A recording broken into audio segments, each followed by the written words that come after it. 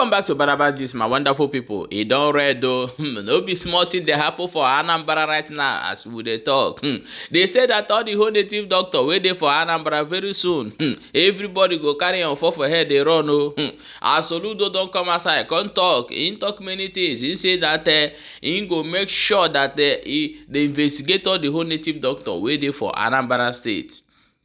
He no finish for there. He also went ahead and draw a battle line between him and the Nungo men and launch many cars so that they go use those cars they fight Nungo men. My people, it don't read. We'll get another story where they for our table here today. They say that the woman affair where they for Anambra say they discover a place where they carry children. They come, they say they use them. They do so many business for inside that place. So let us play the video of those women affairs of Anambra. This is what they discover. May you use your own hand, Georgia, before we jump inside Soludo own. Stay tuned. Sorry. Oh yeah, madam. Outside. Everybody, you look. Woman. This is the main person. Nolan, sit down, madam. Sit down. Madam. Sit down.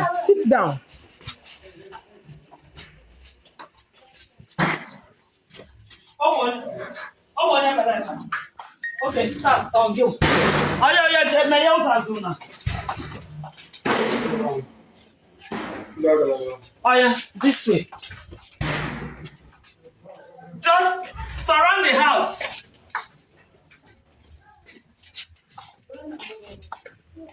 What about the woman? Woman. Woman's no name. Go and make this door. What that woman? This door. Who? Come and open this door. Come.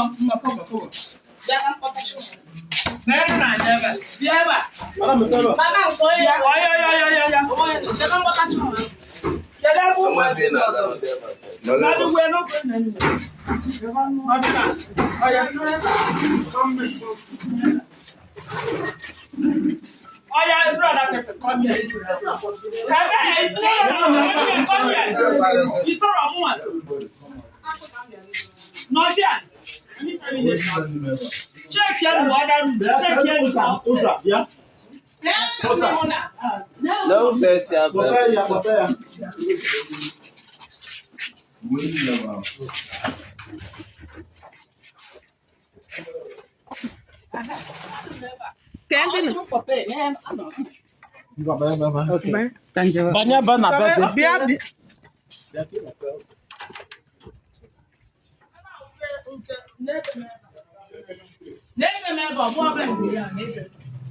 Candy never hand the pay. You want your never.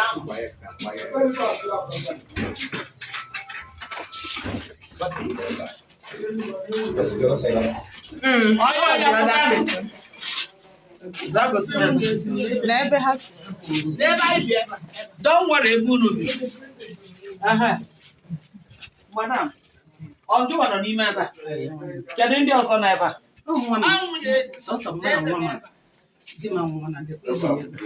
Getting what you say, Victor. On your catcher, one year, name. What one year, the honor?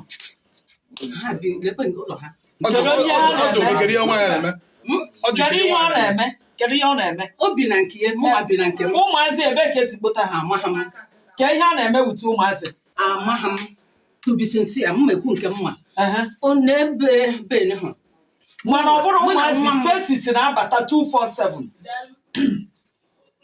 Therefore, this week, a 1 month, you must see again. I bet can dear one. And the Junuria. And the children run again, Abby. Oh, my yes. Or that to Porogiano.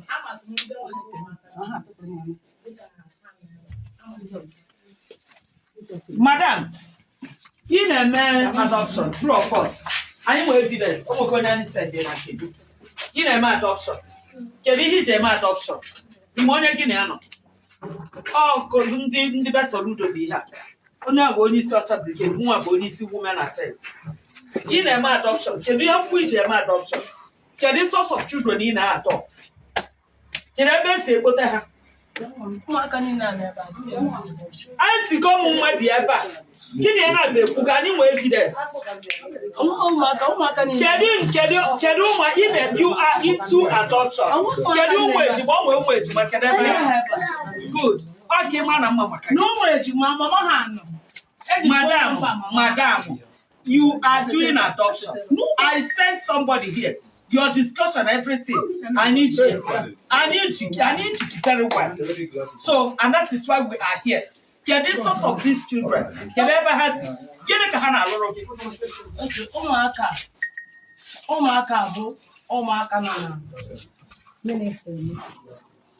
Iam na law never Charity Foundation. Can you register? My registration through one barrister and four barrister Bunon.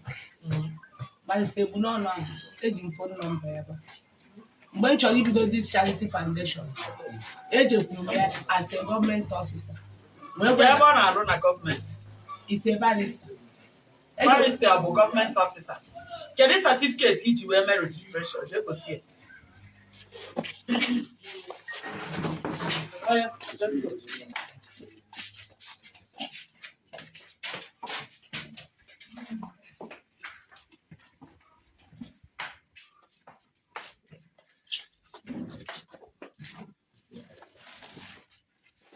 Well, let's go.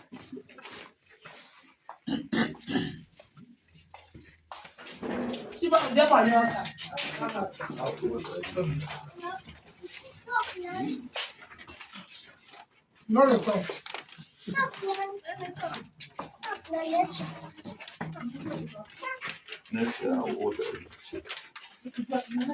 Museu. Hã?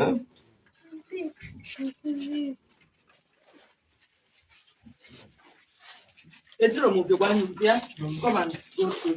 why they make adoption problem. When I make adoption, yeah, child trafficking. Government amaromake. Ese mi go mu mma de eba.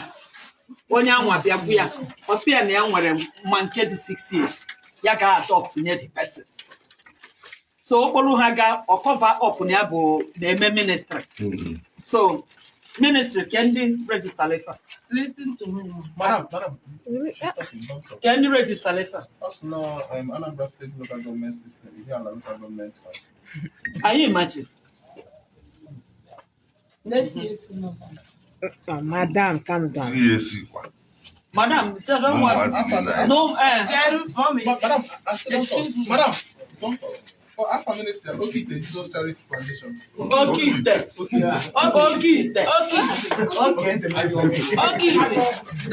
this thing is illegal. I've gone to Fake. Before you operate any home, you must come to Ministry of Women Affairs to register. We don't know about her. And she's been doing adoption. I sent somebody here to confirm it. Well, anyway, what is going to happen? So we have to take everybody. Wait, let me explain myself. Madam, can I hear your name? What's your name? I have Angela. Angelo, yeah. Angela, please. Oh yeah, back here. Oh yeah, no, ebe na newu. Ebe abu ebe. Yeah. Otolo. Okay, can you feel them? I'm a charity foundation. Charity. Okay, since how long did you remember this charity foundation? Oh, 2 years. 2 years. Can there be more branches? I'm a new one, Asaba. I'm a new one, aside here.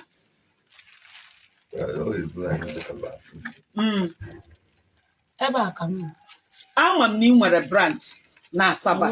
Oh, we're going to get up, but it's a key call Asaba. Mama wadi na Asaba branch again Asaba. Yani here like oh mama wadi. Every time. See, Soludo will not take it. Don't mommy me. You are operating an illegal home these children. Madam.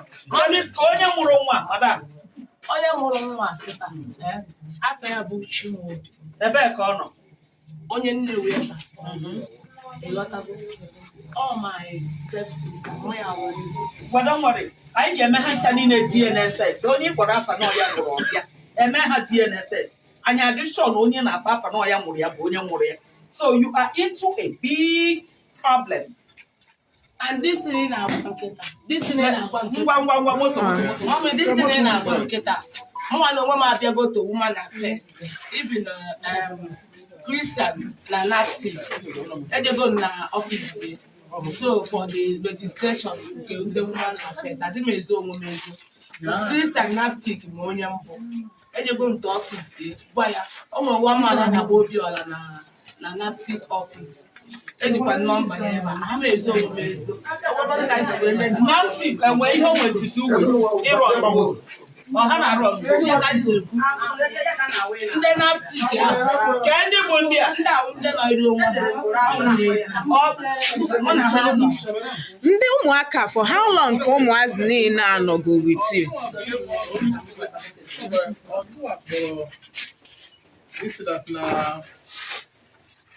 Nature register home. Ejem na Nafti. But since no ikwu na around charity home. Anụ ala ọ na-inform us charity home. So mecha ewesi na mmeti ihe na mma eme ka ndị nwa na first nwa wee jee na Nafti. So ewe gwa m hold on. Ewe gwa m na Obi ọrụ ebe na phone ka ị na discuss.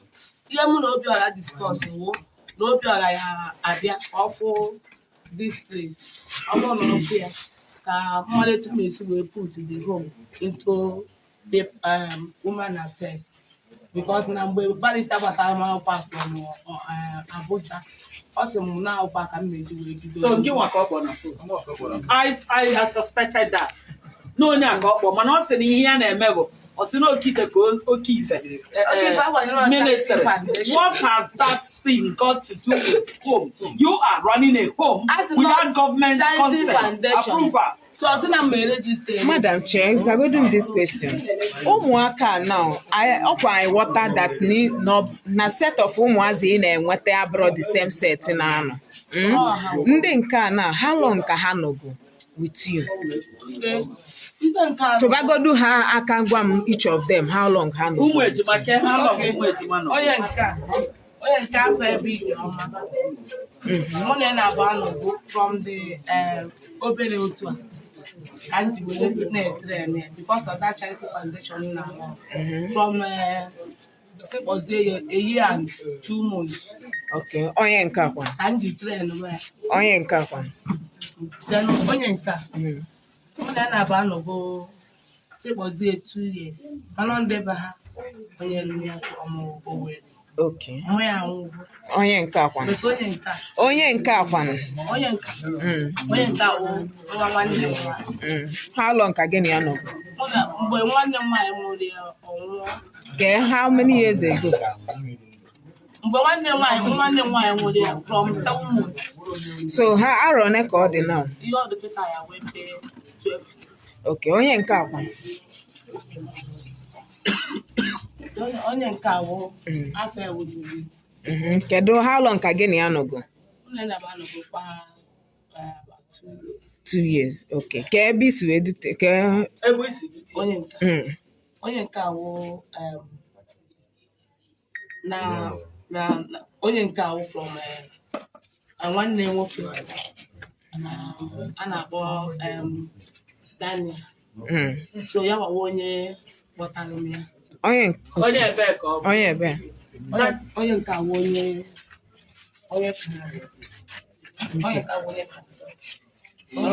Onye nke akwa. Onye nke. Okay, how long ka gị na ya nọgo? About 3 years. Okay. Madam, you may say that na ihe a mgbe commissioner gwa gị si na ime gị ihe for 2 years iji bido this charity foundation. So how comes eji nwesia ndị nogo 7 years, 12 years, 3 years n'aka gị? Ka ihe na run since then.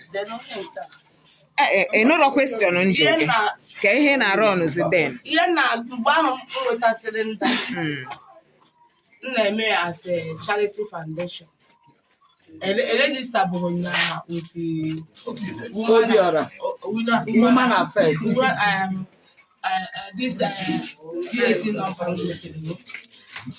Chelo Zabe nsogbu adịrọ ka njụọ gị another question. Kedu ka isi azụ ụmụazị a? Ka ife ị na-eme iji azụfa? Iji azụfa enyefa. Ebe isi enweta ego kedu business ị na-eme? Okay, ka nsi azụfa abụ. Ọ bụrụ na m zụọ for evangelism. Eke m akwụkwọ flyers m. Ndị mmadụ na-abịakwa for visit. At times ebutesiala anyị gift. At times abịa sị ka achọpụta na ụlọ ụmụaka anọ n'ime ebe a eziokwu ka mala just je na-akpọkọta ha from bịa n'Arést gasị ha mba na mụ na fan ịghọtago. Okay, so ihe ị na-akọwa bụ na ị nwee ministry na-arụ ọnụ ebe a na-eme ndị mmadụ ji ewetalụ gị efe. Ka ebe unu na-eme ministry ya wee ebe a na-ekpe ekpere na-akụ aka. Kedu ebe unu na mbọsị unu nwere ọgbakọ bọsị unu ga-ekpe ekpere ka ebe unu na-ekpe dị ekpere?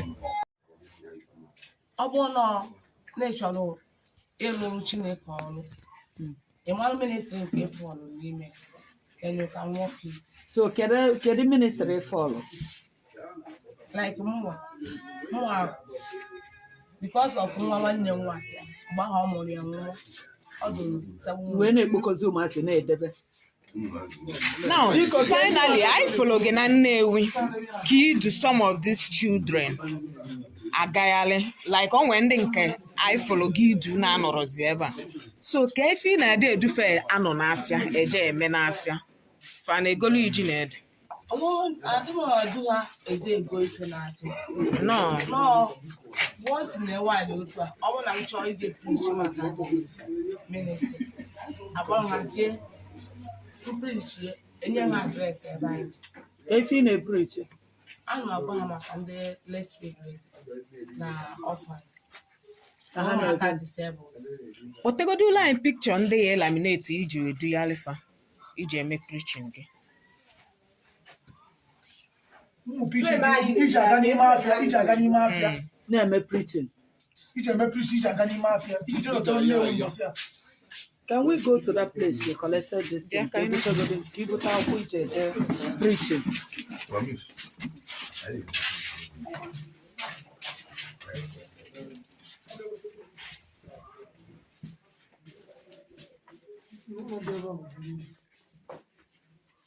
Ịmazị ebe ideme? Actually, you got preaching this week. Na akwụkwọ ije eje preaching.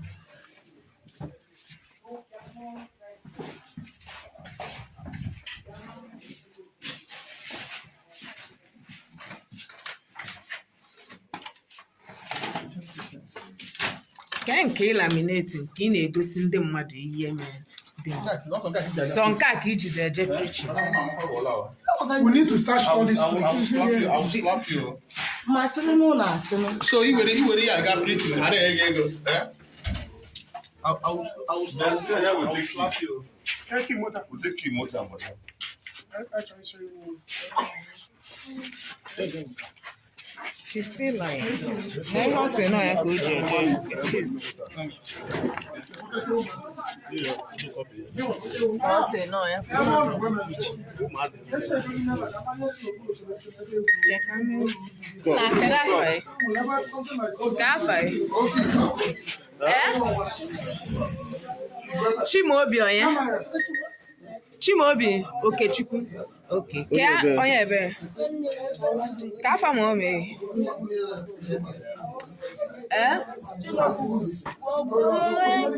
Ka afọ ma o mee? Madam, that side. Leave that place. Ka afọ ma o mee? Angela ibe yi nwa ka ebe ọ nọ. Ị na-ejekwa school? Ka afọ school yi? Ọkọfịa community.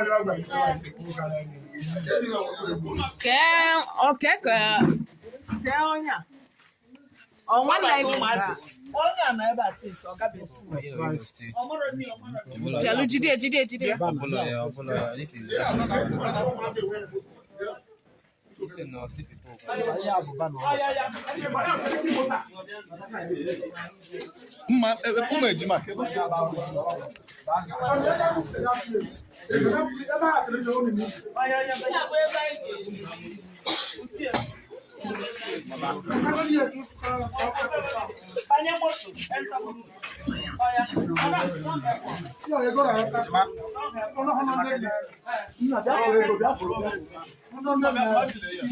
Nene, wow, on edge.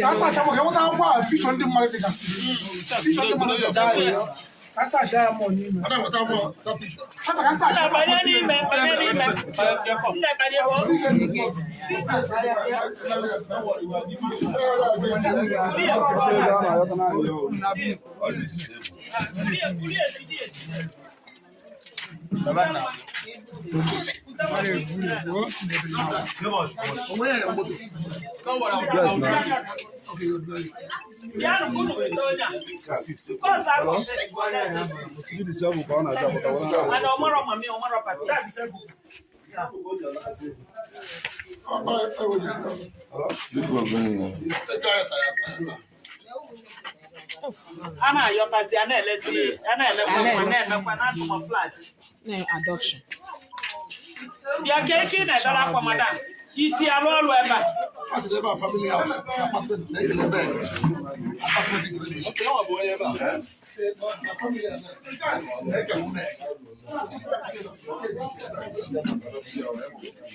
Amaka.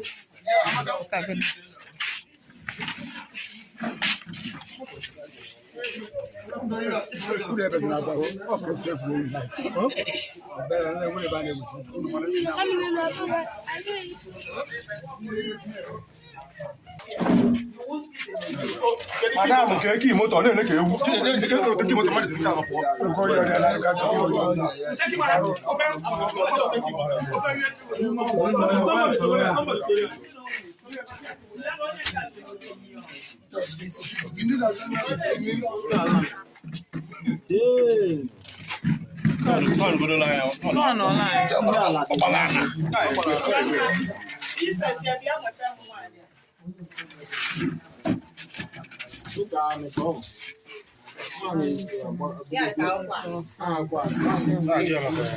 Nine there.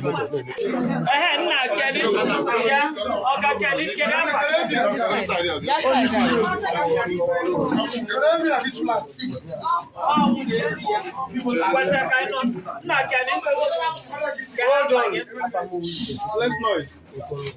If you're Chiku, if you're familiar.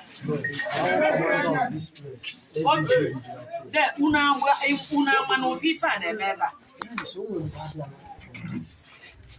Central.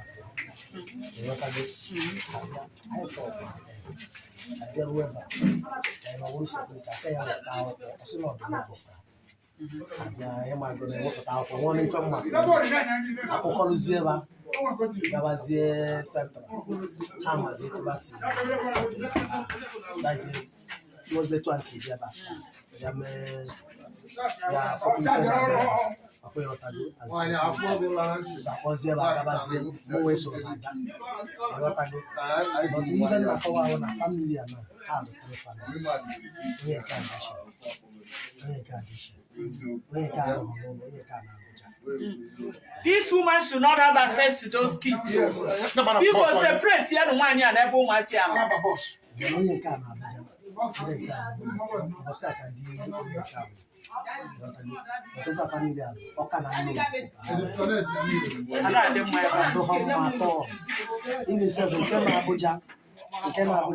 na Bambi fan. Also, no bataba for these people, this community everywhere. Working on your number, Abuja. So, also, no bataba. Can I have my phone?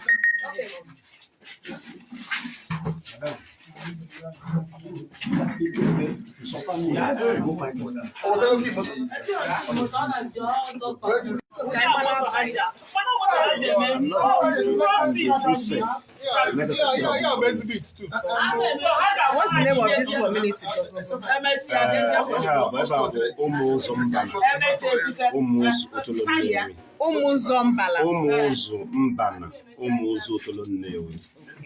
So can he wake keep me here? Hello, sir. Hello, Oga. Hello, Oga. Only number of the government. I know na Ben Nagi right now. Because some case I need follow for pretty long time. Eban and when trafficking na Ben Nagi. So I never got the woman involved for arrest. It's a win and a such a thing. We're bringing at this compound. Hello? Hello? Hello? Hello? Soludo. And illegal adoption na company Puno. Are you involved in this act?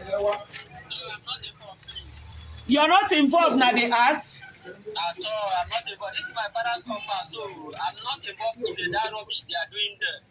You're not involved in the rubbish. So what did you do? Can you hear me? Yes, I can hear you. I've gone there for once. I saw that banner. I removed that banner. I talked to my uncle. If you want to do that, you can go outside and go and rent house and do whatever you want to, not in this house. Which I complained to my community. Okay, they confirmed. Yes. So I'm not aware that kind of thing is happening. It's still happening there because our chairman, our president for Lagos branch have already come to that place and tell my uncle that he should not do that kind of rubbish. He will give a mandate that from now to next 1 week, he don't want to experience that kind of thing in that community again. And I think that have been done since that time till now. Okay, but we still got some children here. You know what? We want you to come to office. Minister of Women Affairs, Anambra State. So you can just exonerate yourself from the whole act. There you go your way. Cleanly. Okay. Is this your number, right? Yes, this is my number. Okay. This is Commissioner for Women Affairs. Okay. You know I'm not in Anambra, right? Yes, they said so. Yeah, so go.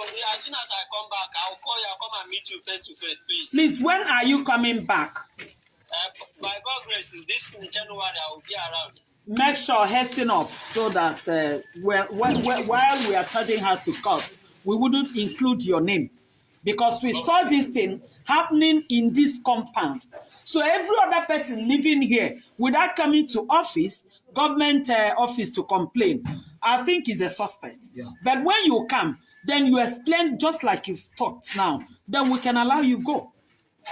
It's okay. Please don't harm anybody. This is my body. Anybody that's living there is under me.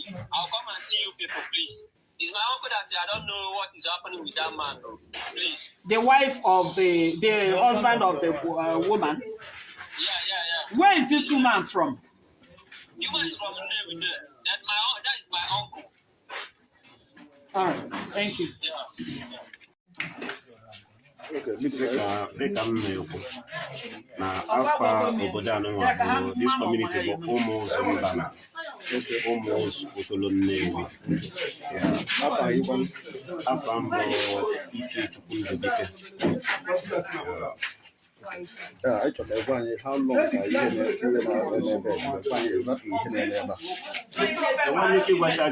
in the because I'm not going to know. I'm abatara m fia oge m bịa nwetụ idea na ife anyị na ọdụ were register oge central district security so etu ansị agafe jire ka si wee gafee fụ ndị batara ebe asị mba na mma abata ya ka mara ihe na abịakwuzi ife so nwe gbadị madam ịmara akwụkwọ ije n'ife na site ka afịa ka adụcha ọnọdụ legalize ife na-eme after kemịcha enwetacha how the documents eburu ha pụọ which nsogbu ha wee pụọ emesi ife ndị ha setụrụcha woman na the one if na not register don't want to watch the security then release her lotala then also that the community know both home and their blood the community know home and their blood on a bia one that if I had a member, you question when you want to have Monday to guide you, say about which man will gain a hagafen.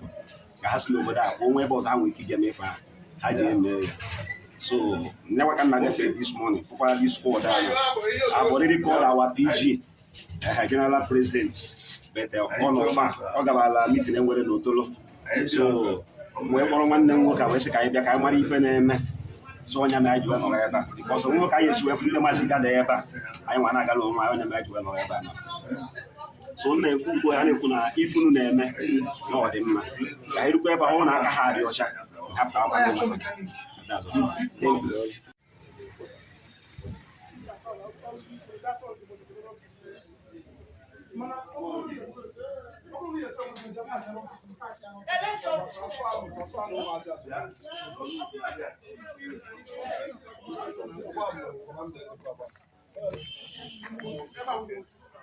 Where the woman I gone?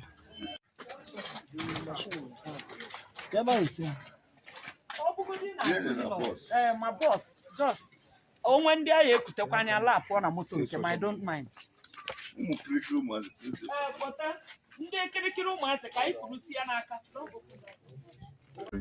And pin down, stop and search operations as also necessary. You know somebody who is involved in enforcing sit at home in your community, tell us. We'll come and pick him out. If you know somebody who is part of this criminal thing, but he comes in the village and moves around, call 5111 and we'll give you other numbers and tell us. We will come and pick him out so that your people. Okay, my wonderful people, as you don't watch that video, I play, may share them and also drop your own opinion for inside comment section.